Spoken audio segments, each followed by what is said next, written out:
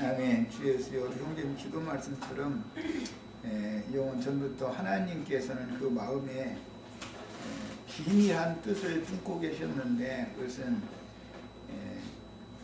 때가 차면 메시아로 세상에 오셔서 구속하신 사람들을 통해서 새 세계를 창조하시고 온전한 구원에 이르도록 이끄신 후에 그들에게 새 세계를 유업으로 물려주어서 영원토록 주와 함께 왕노릇하고 다스리게 하는 그런 축복을 주실 것을 계획하신 선하신 뜻을 다 분별하고 이해할 수 있도록 오늘 말씀 가운데 기름을 부으시고, 성경이 말하는 인간 구원, 하나님의 영원한 뜻을 이루는 목적에 대해서 명확하고 분명한 확신하는 믿음을 가질 수 있도록 구원의 말씀, 믿음의 말씀을 주시기를 주의 이름으로 기도합니다.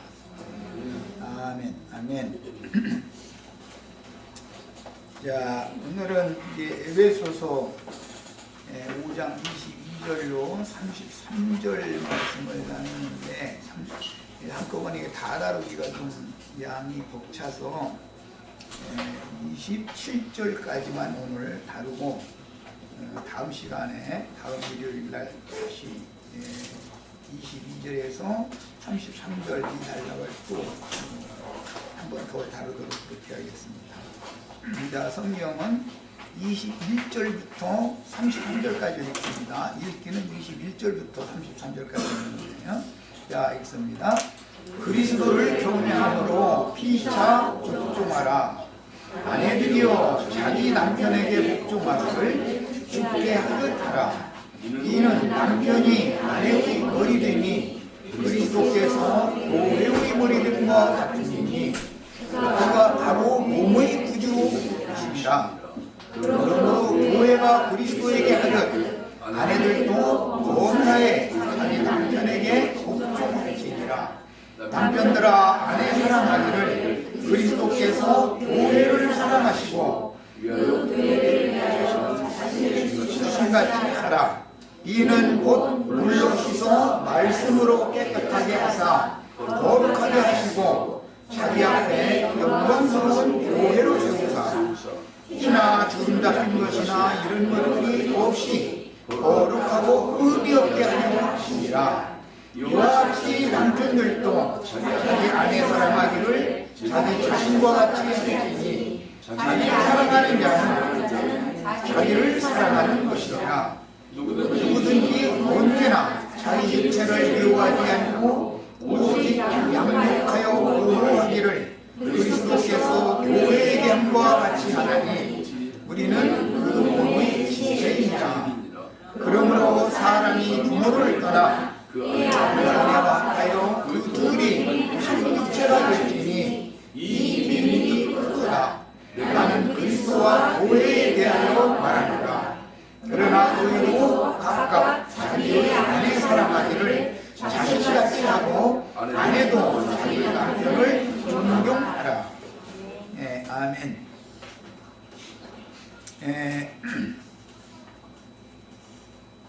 성경의 중심이라고 할 수 있는 그리스도와 교회에 관한 비밀 말씀, 성경의 가장 큰 중심 부분을 이제 오늘 우리가 읽었습니다.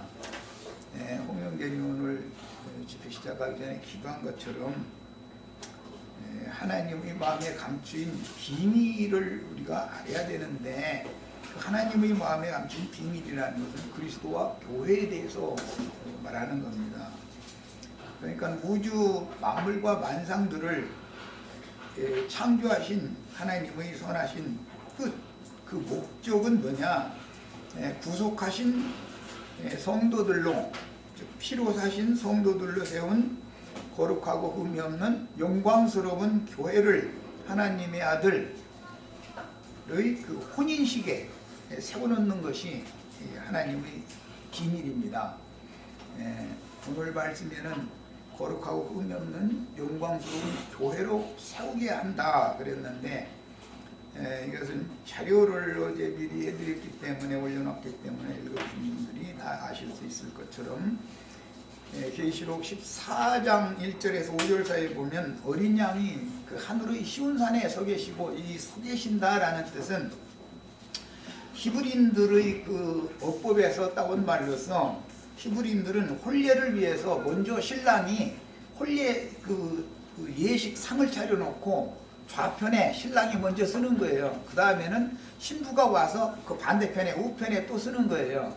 그래서 이것을 쓴다. 오늘 뭐 하나님 앞에 세우리 하심이니 이런 용어가 되어 있는데 이것은 혼례를 위해서 서로 마주대하여 보고 쓴다 그런 뜻이에요.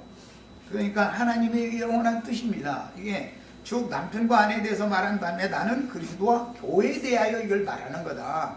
거룩하고 의미 없는 영광스러운 교회로 세우리 하시는 것이 하나님의 비밀이다. 이제 그랬어요.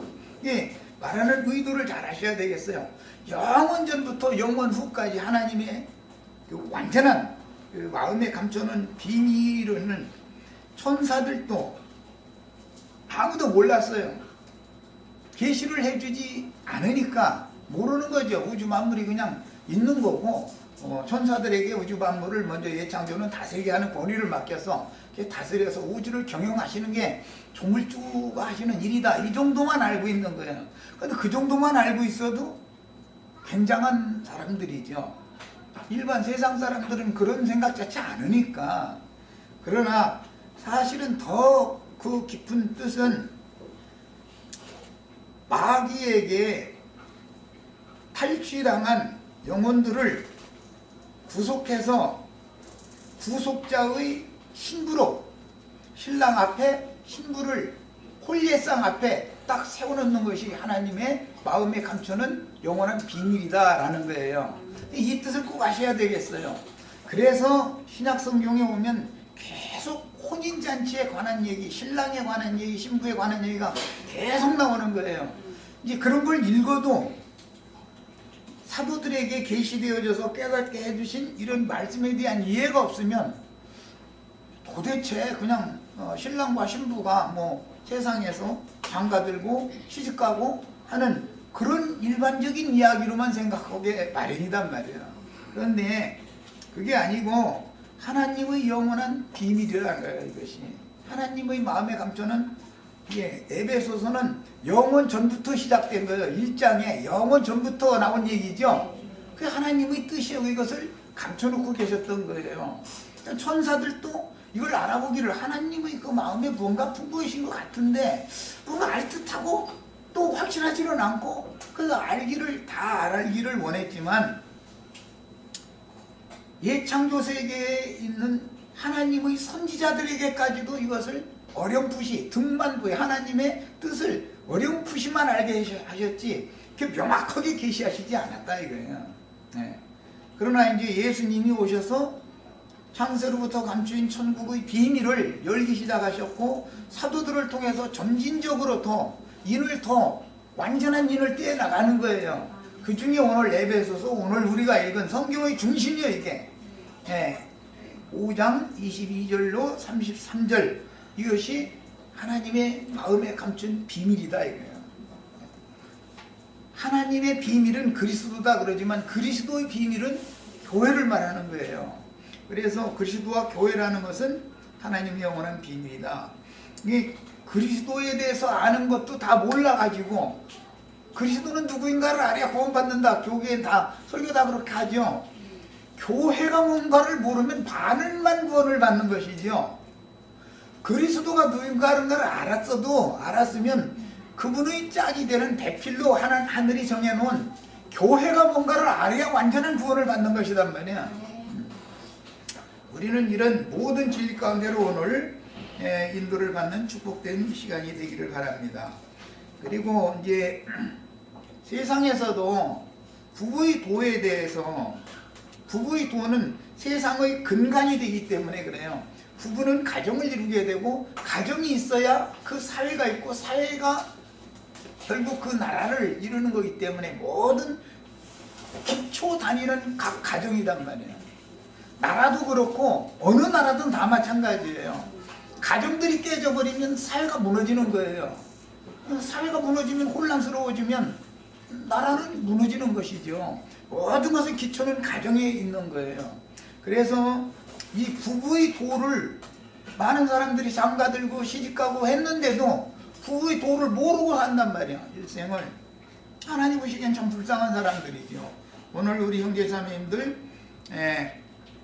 성경이 가르치는 부부의 도를 잘 배워서 실패 없는 인생을 잘 마감을 하실 수 있기를 바라요. 교회 생활에 와서 이런 부부의 도를 배운 다음에 혼인을 해야 돼, 사실은. 그런데 혼인을 했는데도 왜 잘 실패가 오느냐? 그것은 하나님의 말씀이 가르쳐주는 부부의 도를 모르고 그냥 세상의 규례를 따라서 혼인을 했기 때문에 실패가 오는 거예요. 가정들이 깨지는 거예요. 오늘은 아주 중요한 말씀들을 나눌 겁니다. 자, 자료 말씀으로 들어갑니다. 22절부터 읽어야 되지만 21절을 소급해서 읽었던 것은 교회는 그리스도를 경외함으로 피차 복종하라라는 그 말이 21절에 나왔고, 원래 22절에는 아내들이여 자기 남편에게 하기를 죽게 하듯 하라 이렇게 되어 있습니다. 원문에는 복종이라는 용어가 넣어있지 않아요. 그런데 왜 여기다가 복종이라는 21절의 용어를 여기다 넣어서 뜻을 분명하게 번역자들이 번역을 하는가? 이 말은 남편에게 하듯이라는 말은 교회가 남편에게 하듯은 복종하는 것을 강조하는 윗절이 있었기 때문에 그 의미를 살려서 복종이라는 단어를 넣어준 거예요. 자, 아내들이여 자기 남편에게 복종하기를 죽게 하듯 하라. 이는이라는 말은 복종해야 되는 이유다 이거예요. 왜 복종을 해야 되는가?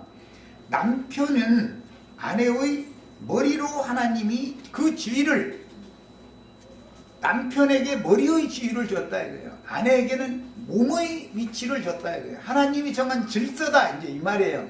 그렇기 때문에 몸은 머리에게 당연히 복종해야 되는 것이다. 지금 그 말하는 거예요. 자, 아내들이여 자기 남편에게 복종하기를 죽게 하듯 하라. 이는이라는 말은 무슨 뜻이라고요?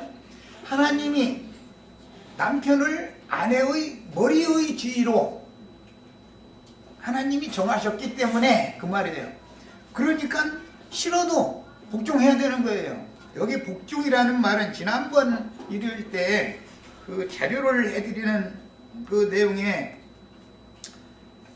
히포타소메노이라고 그래서 이건 이제 명령형인데, 히포라는 말은 누구누구의 머리 아래에 그런 뜻이고, 타소라는 건 정렬한다 그런 뜻이에요. 이건 이제 합성어예요.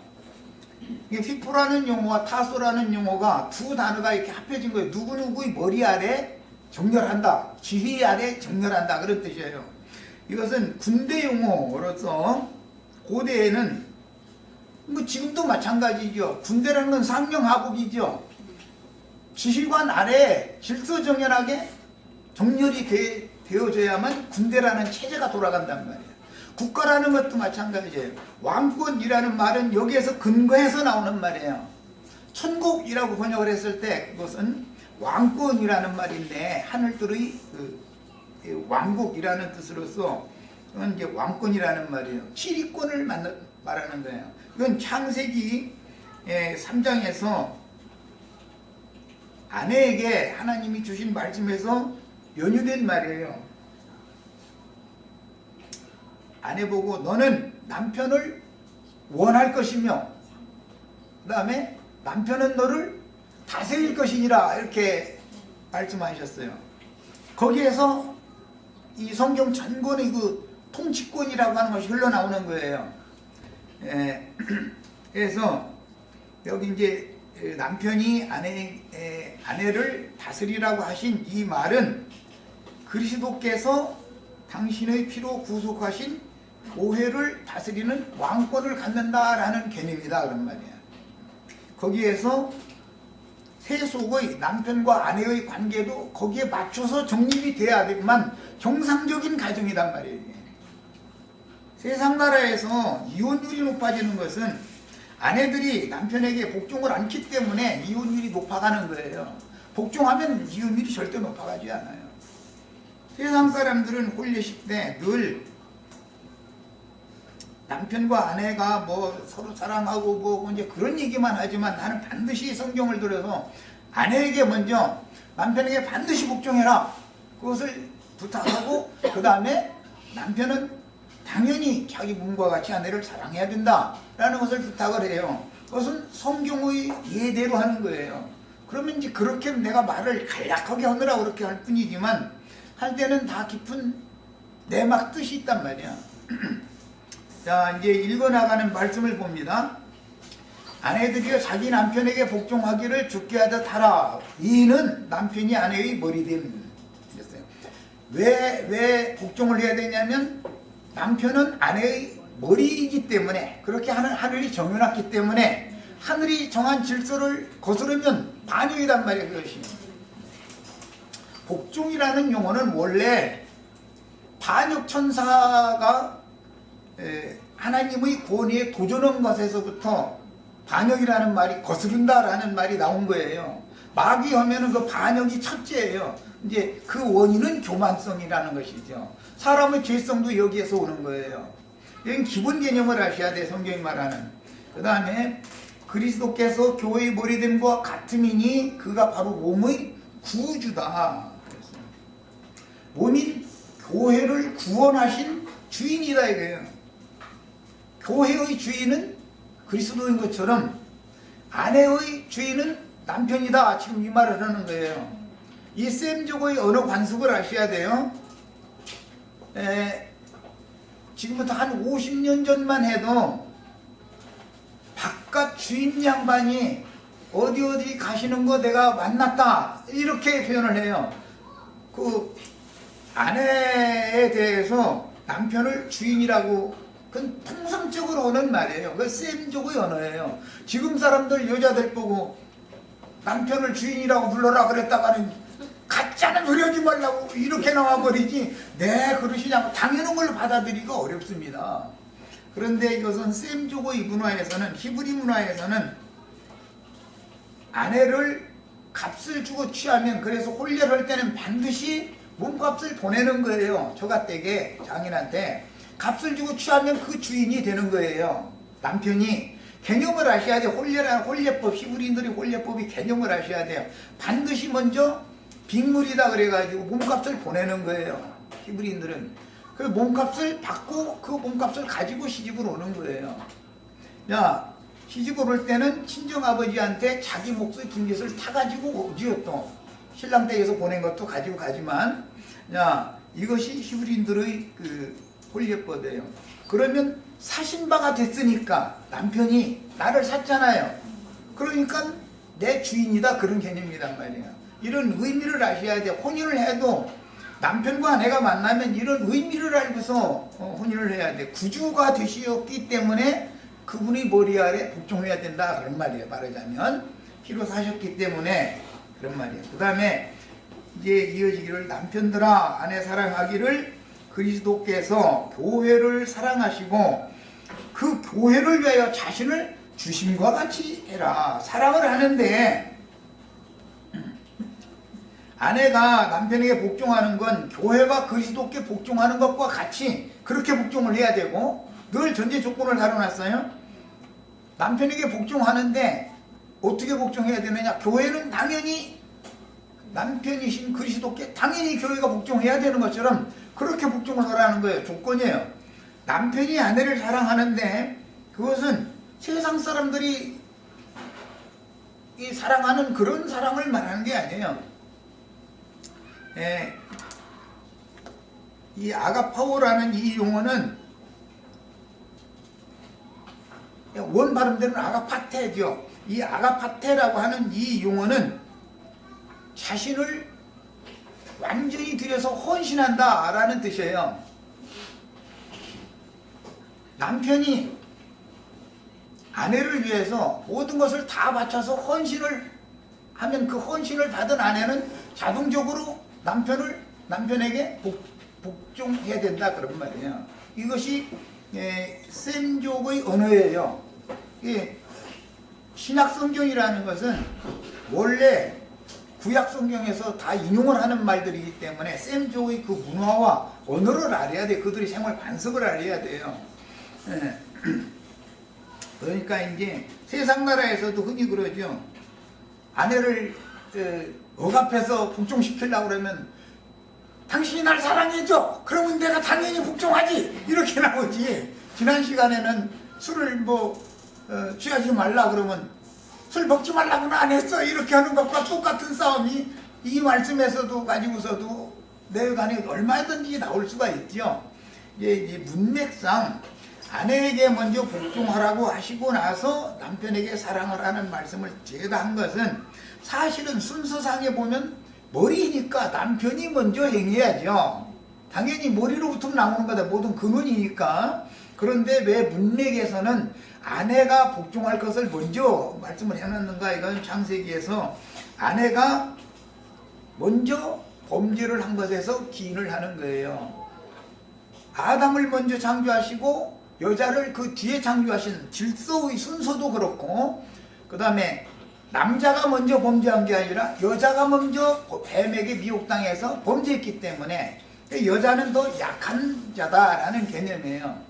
여자는 남편에게, 이제 부부에서 남편 하면 보호자라는 뜻이에요. 쌤 쪽에서는 남편 하면 보호자라는 뜻이에요. 아내와 가정을 책임지고 보호하고 지킬 의무가 주어지는 거예요. 그것을 다 해야만 권리도 있는 것이죠. 이제 쌤 쪽의 문화를 말씀을 드린 거예요. 이런 기본 개념을 알고 혼인을 해야 된단 말이야. 무조건 하고 그냥 때 됐으니까 장가된다 이렇게 해서 되는 게 아니에요. 남편은 남편으로서의 책무가 있고 아내는 아내로서의 의무, 책무가 당연히 있는 거예요. 의무를 다 한 다음에 권리 주장을 해야지 의무는 안 하려고 그러고 의무는 회피해가면서 권리 주장만 하면 가족은 깨지게 마련이에요. 그건 될 수 없는 거예요. 이런 기본 원리를 아셔야 되겠어요. 자, 그 다음에 그 교회를 위하여 자신을 주심같이 하라라는 건 주심과 같이 사랑해라 라는 말이죠. 거기는 하라라는 말 앞에 사랑이라는 말을 넣어야 뜻이 더 분명해지겠죠. 자, 그 다음에 26절 이는이라는 것은 주님께서 교회를 위하여 자신을 주신 것은 지금부터 하고자 하는 말 때문에 그런다 이거예요. 이는 왜 교회를 사랑하시고 교회를 위하여 그리스도께서 자신을 주셨는가? 이는 곧 물로 씻어 말씀으로 깨끗하게 하사 거룩하게 하시고 자기 앞에 영광스러운 교회로 세우려고. 아까 내가 처음 시작에 이 세운다라는 용어는 히브리인들의 그 개념에서는 혼례를 위해서 신랑이 먼저 나와 기다리고 서서 기다리고 그 다음에 신부가 단장을 다 마친 다음에 들러리 이제 팔짱 양쪽에서 부축을 받아가지고 나와서 반대편에 딱 서는 거예요. 그 다음에 이제 집례자에 의해서 절을 시키면 절을 하는 거예요. 그것이 혼례법이에요. 히브리인들이 그 혼례법을 아셔야 돼. 여기 세운다라고 하는 말은 그리스도가 이미 신부를 맞기 위해서 서서 기다리고 있는 중이에요. 그걸 전제로 하는 거예요. 신랑이 지금 혼례상 좌편에 신랑이 먼저 나와서 딱 서 있는 거예요. 이제 신부가 나오면 혼례가 시작이 되는 거예요. 그런 개념을 이해를 하셔야 돼요. 그러니까 그리스도께서 교회를 사랑하시고 교회를 위해서 자신을 주신 것은 이는 왜 그러냐 이거예요. 그렇게 하신 것은 오늘 지금 26절에 나오는 말씀처럼 물로 씻어 말씀으로 깨끗하게 하사 거룩하게 하시고 무엇을? 교회를 거룩하게 하시고 자기 앞에 영광스러운 교회로 세우게 하려는 것이다. 그런 뜻으로 주님께서 자신의 모든 것을 바쳐가지고 희생하셔서 하신 그런 희생하신 그런 사랑을 교회를 위해서 하신 것이다 이런 말이에요. 자, 이제 아주 제일 중요한 부분 26절 말씀 27절까지 나오는 말씀을 읽었는데 티나 주름 잡힌 것이나 이런 것들이 없이 거룩하고 흠이 없게 하려 하십니다. 이 말도 앞뒤를 잘 연관을 문맥의 연관을 잘 해야 되는데 원래 최종적으로 신랑이 신부를 맞아서 혼인을 하는 것은 이방의 충만이 채워져야만 되는 거예요. 이방인의 충만이 채워져야만 되는 거예요. 그것은 계시록 14장 1절에서 5절에 보면 어린 양이 시온산에 섰고 이렇게 돼 있죠. 거기 그것은 혼인을 위해서 혼인날 신랑이 먼저 입장해서 그 혼례상 좌편에 미리 기다리고 있다 그 말이에요. 그러면 14만 4천의 정결한 처녀들이 교회가 정결한 오늘 여기서 말한 티나 주름 잡힌 것들이 없고 거룩하고 흠이 없는 그런 교회가 입장하기를 기다린다 그런 뜻이에요. 계시록 14장. 그러면 입장이 되면 당연히 혼인식을 하겠죠. 혼인식을 이제 하고 나서는 세상을 떠나서 신랑집으로 가는 거예요. 그게 거룩한 성 새 예루살렘 성이라는 거예요. 그게 신부 성이죠. 예. 혼례가 맞춰지면 혼례라는 건 언제나 처녀집에서 하는 거니까 예. 처가댁에서 혼례를 마치면 당연히 그 신부를 데리고 아버지 집으로 본향, 더 좋은 본향하는 새하늘과 새 땅의 신부성 그 새 예루살렘 성으로 들어가는 거예요. 그러니까 혼례 자리에 설 수 있는 사람으로 교회 생활을 하는 것은 지금 오늘의 문맥에서는 거룩 영광스러운 교회로 세우시려고 라는 뜻이죠. 네. 그러나 이제 이것을 순서를 완성의 시점에서 생각을 하면 세워진 자들이 신부다 그런 말이에요. 그래서 이제 어린 양의 혼인 기약이 찼고 계시록 19장 이렇게 되어 있죠. 혼인 기약이 찼다는 건 이방의 충만한 수가 찼다 또는 하나님의 말씀과 저희 가진 증거를 인하여 목배임을 받은 자들의 수가 채워졌다 그런 말이에요.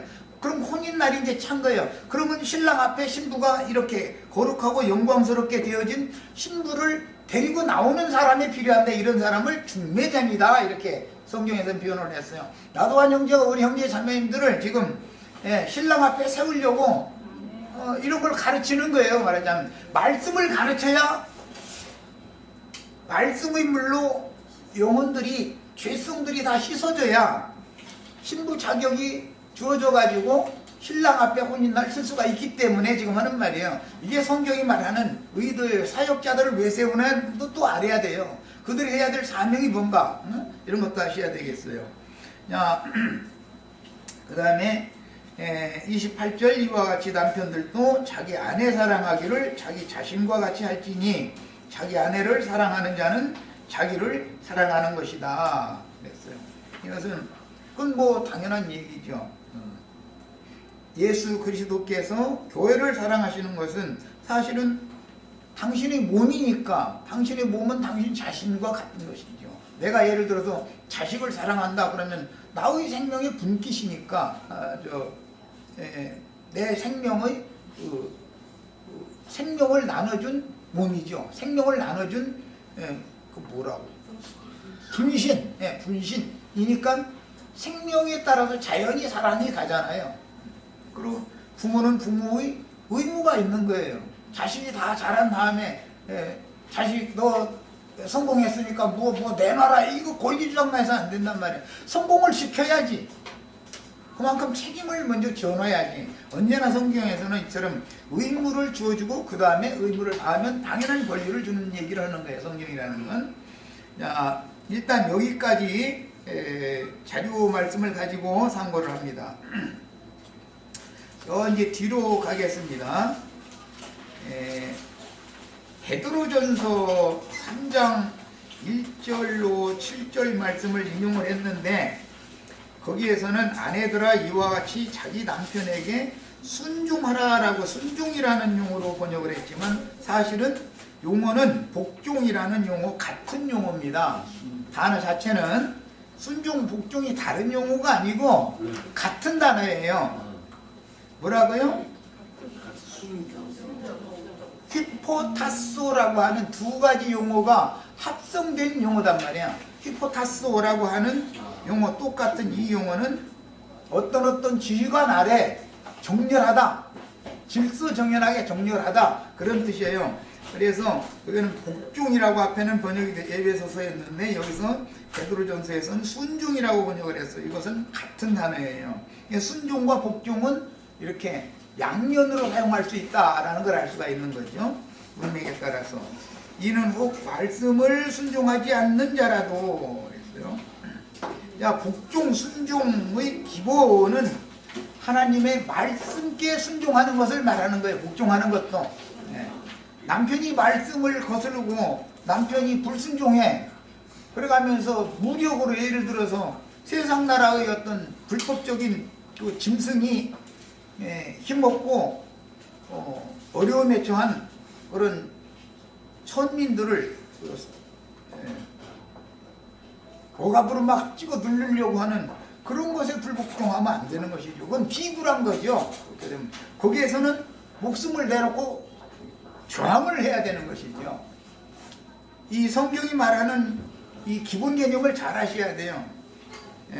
이해를 시키기 위해서 난 세상사 돌아가는 것과는 뭐 상관없는 얘기지만 이해를 도와서 그래요. 최근에 어떤 이제 뭐 많은 그 노동자 뭐 농민 이런 사람들이 모여서 큰 시위를 했었어요. 그런데 그 결과 너무 이렇게 폭력적인 그런 방법을 동원을 했죠. 몇 사람들이.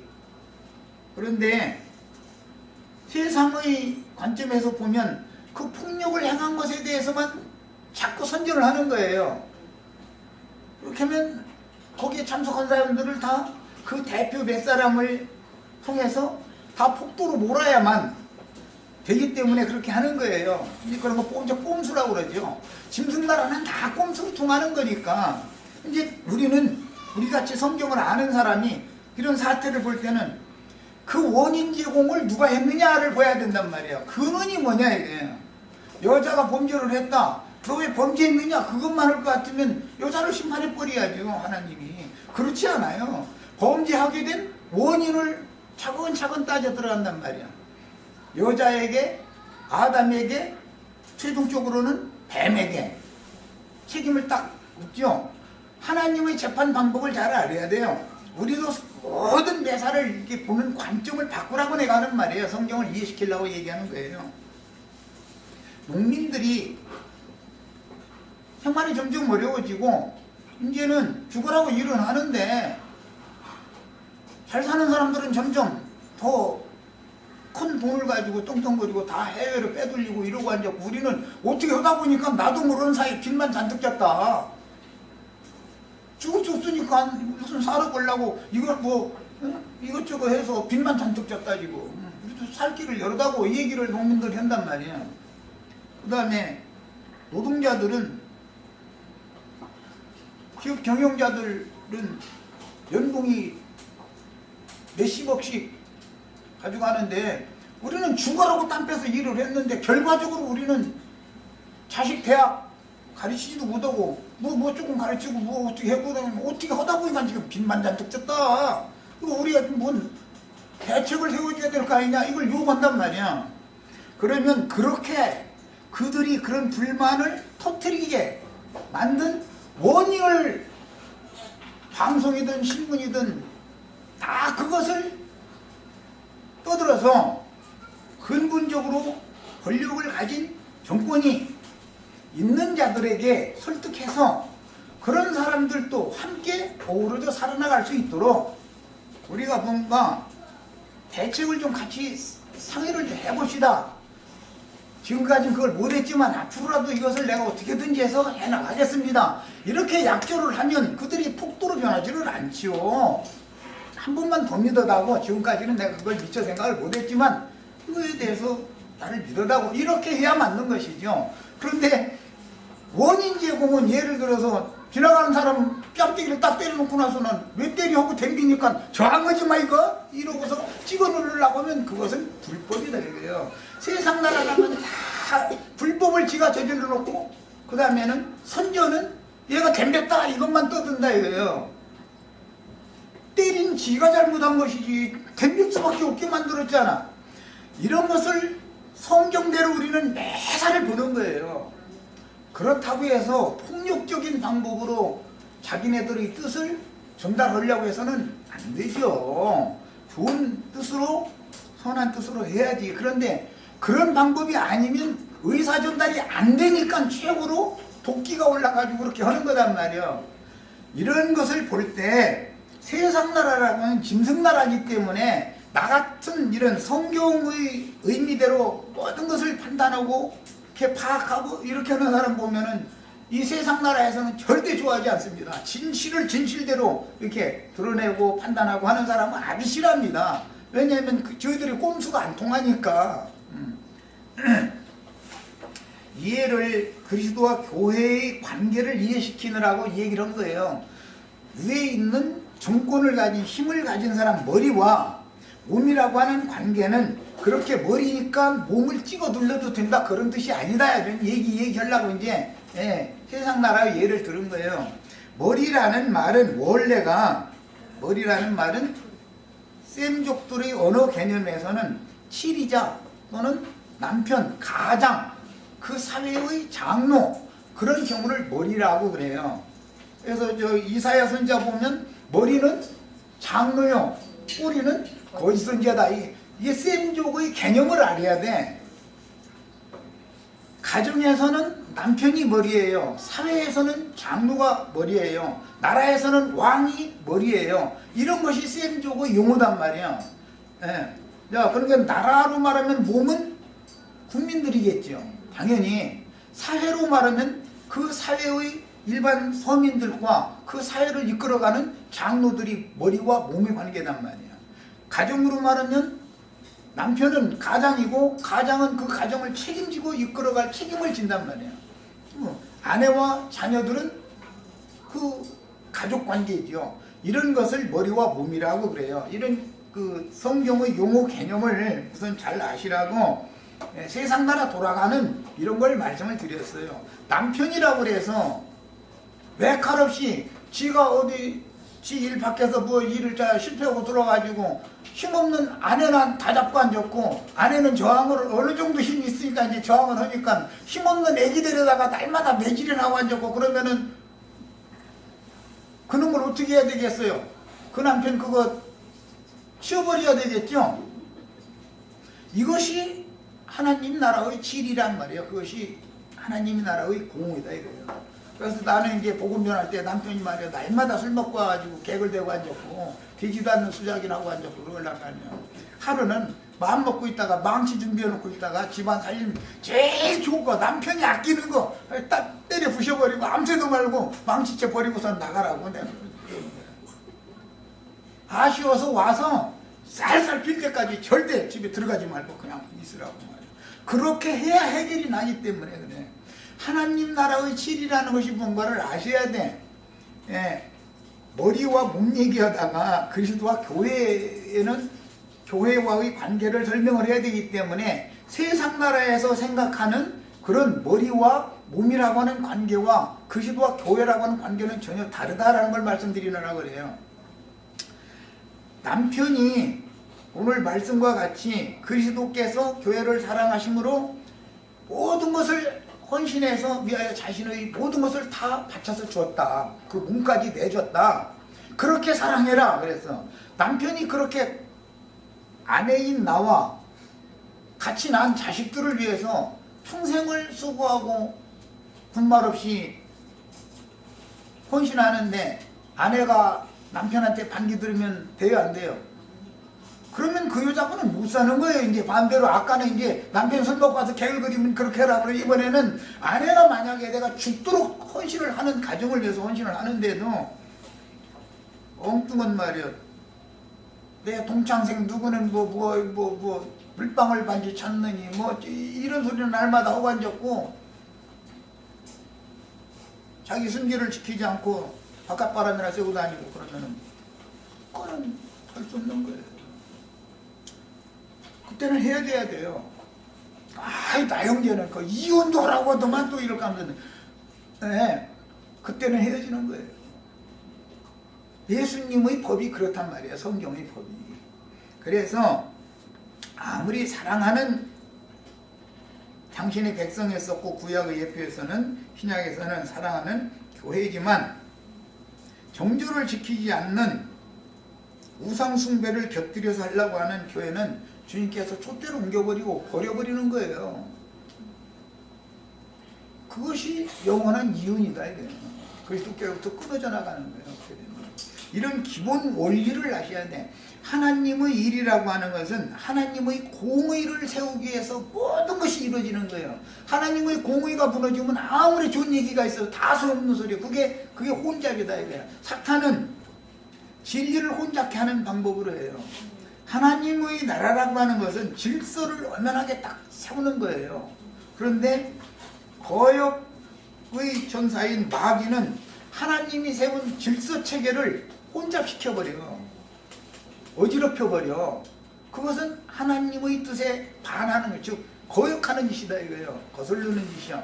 그런 방식으로 해가지고 사람들을 통해서 하나님께서 원래 세우신 선하신 뜻을 거슬리고 대적하게 만들어서 이제 세상 말로 막 혼란스러운 그 세상이 되게 질서가 무너져버리게 만들고 나서는 지가 그런 타락한 인간들의 세상 나라를 지가 딱 지배하고 다스린다 이거예요. 뭘로? 무력으로 세력의 신을 숭상하는 자들을 딱 세워서 짐승들을 세워서 다스린다 이거예요.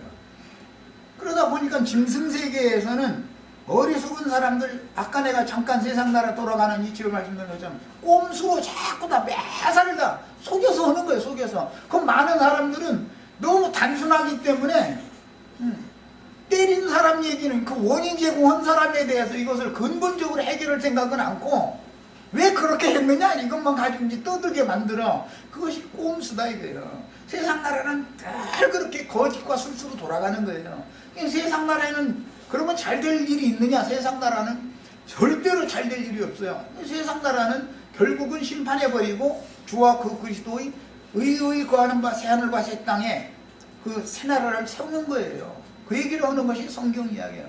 그 나라를 상속받는 사람들이 오늘 거룩하고 흠이 없는 영광스러운 교회로 시온산에서 계신 어린 양 앞에 세움을 받는 사람들이다. 이 사람들에게 그 나라를 상속해 준다는 거예요. 이것이 성경이 말하는 아주 중심되는 뼈대 이야기를 지금 했어요. 세상 나라 이야기를 곁들여서 했기 때문에 또 오해해서 들으시지 마시길 바래요. 세상 나라에는 소망이 없어요. 그건 세상이 돌아가는 걸 보고 대조시켜드리려고 성경이 말하는 주님의 나라와 세상 나라는 무슨 차이가 있는가 이걸 비교시키느라고 이제 그 얘기를 한 거예요.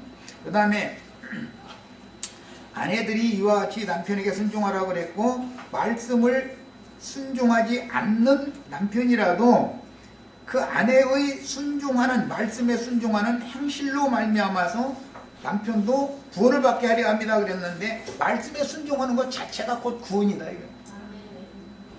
그 다음에 이제 베드로전서 3장 3절에 너희의 단장은 기독교계가 이제 마태복음 25장 얘기만 나오면 신부단장 뭐 한다고 10처녀가 신부단장 해가지고서 5처녀는 못 들어갔는데 단장된 처녀는 혼인에 들어간다 이제 이거 설교 참 많이 하지요. 신부단장.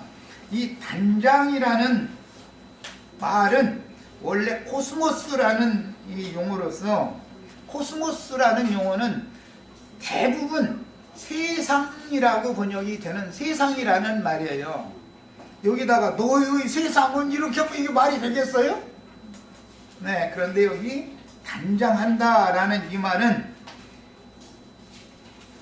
질서 있는 정돈, 즉 하나님께서 당신의 영원한 목적을 이루기 위하여 각 기능을 가진 어떤 만물을 창조하셔서 그가 있어야 할 자리에 있게 하시는 거예요. 해는 해가 있을 자리가 있어요. 다른 달이 있어야 하는 자리가 있어요. 어떤 별은 그 별이 있어야 하는 위치가 정해져 있단 말이에요. 하나님이 그 목적을 위해서 그걸 창조했으니까 지구는 지구가 있어야 되는 위치가 있는 거예요. 그래서 그 순서에 딱 맞춰서 그 자리를 지켜야 되는 거예요. 이처럼 조물주께서 모든 피조물을 제자리에 있게 하여 질서 정연한 체계를 구성하신 질서 체계의 우주를 일러서 코스모스다 그래요. 질서 정연한 거예요. 그게 질서의 하나님은 창조하실 때 민들레꽃은 그가 있어야 되는 자리가 있어요. 그 다음에 장미꽃은 그 장미꽃이 그때 거기에 있어야 될 자리가 정해져 있는 거예요. 가정에서도 남편은 남편의 지위와 자리가 있죠. 아내는 아내의 지위와 자리가 정해져 있어요. 부모님이 자식을 둘을 이제 셋을 예를 들어서 낳는데 누구를 장자로 낳고 누구를 차자로 놓고 누구를 삼자로 낳게 한 것이 하나님이 질서를 그렇게 정해놓은 것이다 이런 말이에요 이게. 그런데 이 둘째 놈이 형이 좀 모질하니까 또 세상 나라 잠깐 예를 들자면 이번에 그 뭐 롯데? 예, 뭐 동생이 똑똑하거든 형보다. 그러니까 이거 거슬르잖아요. 시끄럽죠? 이렇게 하면 안 된다 이거예요. 하나님이 왜 그렇게 순서를 정해놨는지를 순종해야 된다 그런 말이에요. 예, 시간이 돼서 이어서 하기로 하고 우선 여기 자료 말씀을 읽고 일단 마치겠습니다. 코스모스라는 뜻이에요. 조물주께서 모든 피조물을 제자리에 있게 하여 그가 가진 기능이 다 다르죠. 제자리에 있게 하여 질서 정연한 체제를 구성하신 질서체계의 우주를 코스모스라고 그래요. 코스모스 백화점 가을에 피는 코스모스 좋은 말이에요 다. 코스모스 백화점 가면 코스모스 백화점 그게 우주는 아니잖아요. 이제 코스모스라고 코스모스 백화점 이렇게 지었을 때는 뭐 지상에서 없는 물건 없이 다 있는 백화점이다 아마 그런 좋은 뜻으로 그렇게 지었겠지. 사탄이 그 하나님의 질서 체제를 반역을 일으켜 가지고 땅이 공허하고 혼돈하다 했죠. 혼돈스럽게 무질서한 체제로 변질시켜서 반역을 일으킨 것이 이거예요. 하나님의 질서를 거스른다 이거. 질서를 어지럽혀 버린다 이거예요. 뭐 세상 나라에서 예를 들어서 법에 의한 정권이 엄연히 있는데 정권이 힘이 없어가지고 무질서하다 싶으면 그러면 군대 장수가 일어나서 쿠데타를 일으켜서 법을 어기고 정권 잡아가지고 힘멋대로 해야 돼요. 그래도 국가가 잘 되도록 보조를 해줘야 돼요. 에이 너 내가 가서 대신 해버릴게 이러버리면 반역은 반역을 계속 꼬리를 물고 이러는 게 말입니다. 이래요. 지가 반역을 일으킨 거에 대해서는 정당화시키고 남이 반역을 일으킨 이만 있으면 딱 잡아다 족쳐버리고 이렇게 하는 것이 짐승나라다 이거야. 짐승나라는 늘 그러는 거예요. 그러니까 중국 황제는 저 황실에서 뭐 300인가 뭐 어디까지 산판 다 까면 이렇게 만들고 나무 싹 되게 만든다는 거잖아요. 혹시 적군이 거기 이렇게 서두르는 거 다 여기 왕궁에서 다 볼 수 있게 만들려고.